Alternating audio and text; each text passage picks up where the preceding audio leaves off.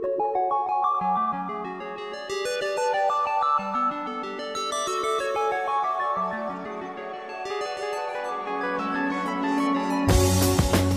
thing about stand-up paddleboarding is most of the people that use them have never had a surfboard and don't understand that they're very delicate and you have to take care of them. They tend to paddle them right up the rocky shorelines or drag them up the rocks, and that will damage and scratch the paint. So we decided about a year and a half ago to develop a board that was made out of polyethylene plastic, which is the same thing a kayak's made out of. This gives you a virtually indestructible board, and that's where we came up with the Hovie Scout. The design is very unique. I mean, our philosophy at Hovie SUP is if you're not riding a wave while you're paddling a big surfboard. We've gone into displacement hull designs. We work with one of the top naval architects in the world, Tim Kernan, who designed the Hovie Scout bottom for us.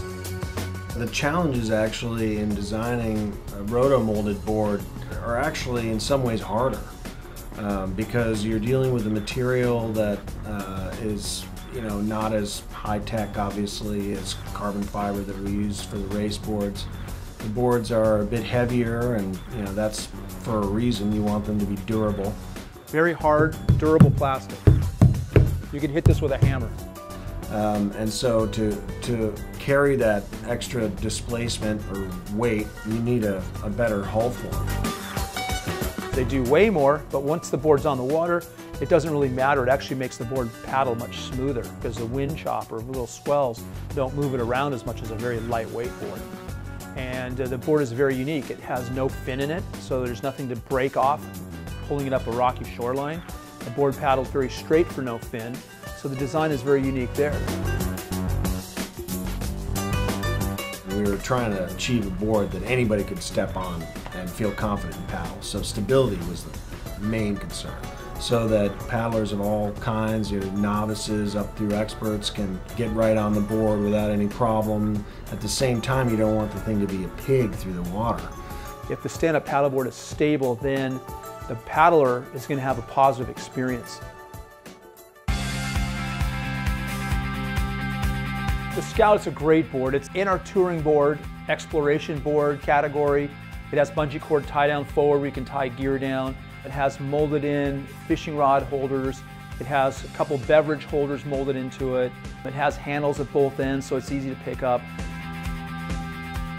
It also is a great board for the rental market, for resort worlds. For the yachting world, we need a really durable board where the boards are banging up against the boats and stuff like that, or being paddled ashore and drug up the rocky beaches. The Hovie SUP Scout is a great rental board, and it's been great for teaching people because of its stability, speed, the way it cuts through the chop. Couldn't be a better board. In fact, these boards are so good that people who paddle, they come back, they want to use our boards instead of going where they're used to going. So it's a real good way to bring people in. We decided we wanted to do something out of the box, top cabin, and it's indestructible. And that's the kind of board you need for a rental program. The coastal market in stand-up paddleboarding is probably only 2 or 3% of what stand-up paddleboarding will be because of all the water inland. North American continent alone has 130,000 lakes. Of those 130,000 lakes, there's 50 lakefront homes per average lake. There's a lot of places that could have a stand-up paddleboard.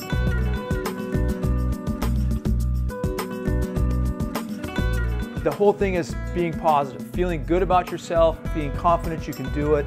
I've never had anyone take more than 5 minutes to teach them how to stand up paddle, and I've taught a lot of people how to do it. This was my first time, and once I got on the board, I was amazed at how easy and how much stability the board had.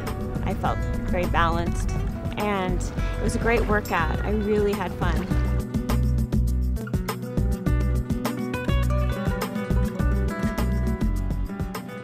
If they go out and have a positive experience, that means they're going to want to do it again.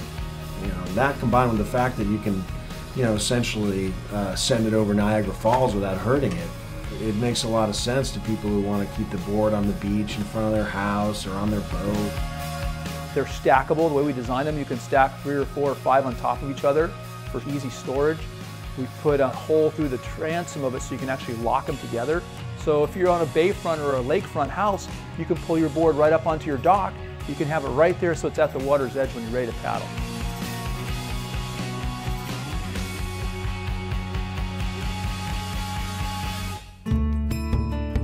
thing about stand-up paddling is it's a phenomenal core workout. It's a very good exercise for your body. It strengthens your core, which balances your body out better, and it makes you feel good. It's a great upper body workout as well as legs, and I felt it in my butt and in my legs, and I'm always looking for a new workout. This was actually more fun because I didn't feel like I was working out. People now, instead of going to the gym 5 mornings a week, they go stand-up paddleboarding 3 days a week and the gym 2 days a week. So they're throwing it in as a different way to cross-train. It was different than a normal workout. I'm sure I'll definitely feel it tomorrow. Kayaking, when I've kayaked, my back seems to start hurting after a little while, in a short while. Stand-up paddleboarding, my back never hurts. But the reaction to people who are kayakers, once they've gone stand-up with us, they come back and they say, I'm never kayaking again. It's life-changing for them. That's it. They're stand-up from then on. They don't want to touch a kayak.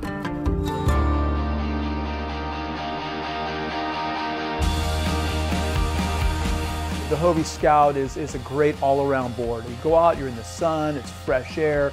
You can do it socially with 2 or 3 or 4 other people. It's great for the recreational paddler or the sportsman, maybe the fisherman or the diver, or then that rental, the resort market. It's just a great all-around sport, and it's great for anybody, any age. Children all the way up to people in their 80s.